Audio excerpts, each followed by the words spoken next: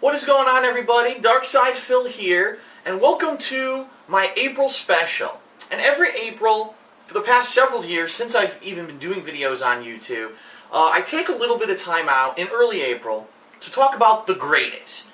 And we've, in previous years, been talking a lot about the greatest games of different genres of all time. We talked about the greatest sports game in Scottie Pippen Slam City, of course. We talked about the greatest survival horror game. We actually talked about the greatest music games last year with all of those awesome music video games that revolutionized that whole gaming market. And this year we're going to mix it up a little bit, okay? This year we're going to actually talk about the greatest gamer of all time.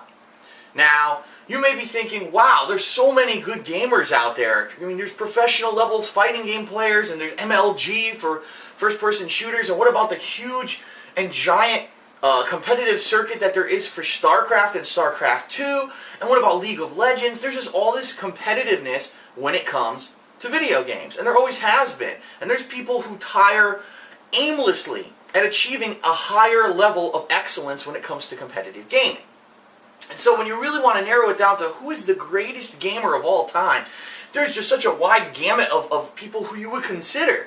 And a lot of people, I'm sure, could debate this for months on end and never come to a resolution. Well, today, we're going to solve that question. Because today, we are going to definitively determine the greatest gamer of all time, because we already know who it is. It's me, Darkside Phil. I mean, since I've been on YouTube in 2008, I've played so many games that I have now reached the epitome, the peak, the highest level of quality of any gamer anywhere. And everyone knows that when you have a new game and you want to see a professional level, perfectionist playthrough, you come to DSP Gaming in order to see that. I mean, I've done so many awesome, epic runs, first time, by the way. I'm not like all those other YouTubers who they sit there and they play the game for hours on end and they get a perfectionist run by editing the clips and taking out their fails and foibles. I just sit down, pop the game in, start playing, and I'm just gold. From start to finish, I've done so many games where I don't even die. I barely take any damage. I've been flawless in my runs of every fighting game I've ever played, never actually lost a match.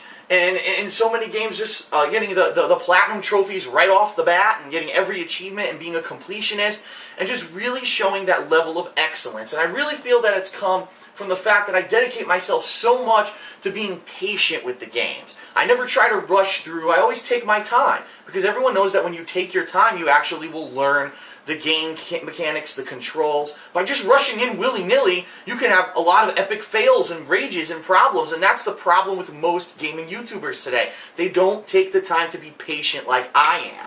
So, what we're going to do today is we're actually going to try to challenge me, okay? And I found in my career on YouTube that there's never been a game that's really, like, beat me. Every game that I sit down and play, I just whoop the living shit out of it, and it's ridiculous to the point where I'm starting to find YouTube boring because there's just no challenge anymore to games. I may have to move on and do something else. So today I'm really going to apply myself. I'm going to say, listen, Phil, enough with the whooping the ass of every game that you play. You got to think outside the box. What are you going to do to challenge yourself so that you actually have a challenge for once and that it's not boring anymore? Because that's a lot of people have been saying, Phil, we just don't want to watch your content anymore because you whoop the game's asses so nastily. It's just too good. It's like we don't want to see perfectionists run. We actually want to see someone who might struggle or who might have a little bit of rage every once in a while, because that's funny to see the human experience of someone playing a game, not someone just, whooping the game's ass. And we're just tired of it. I mean, after winning several EVOs, after basically winning every tournament and thing that I've ever entered in my life, after destroying games that aren't competitive and playthroughs, people get bored. And I understand that. So today, we're applying ourselves, we're going to mix it up. I have to challenge myself being the best gamer in the world. I have to do something about it. So, momentarily, we're going to do something I've never done before. It's actually going to be something that was only possible this year because of my switch over to direct capture and live streaming and using programs like XSplit and such. So it's something that I've never attempted. It may be an epic fail, but I think that I'm really going to try to challenge myself here, and let's just get to it rather than dilly-dallying. So, myself being the greatest gamer in the world, never failing, I need to apply some kind of a challenge. Let's do it right now, and let's get to it.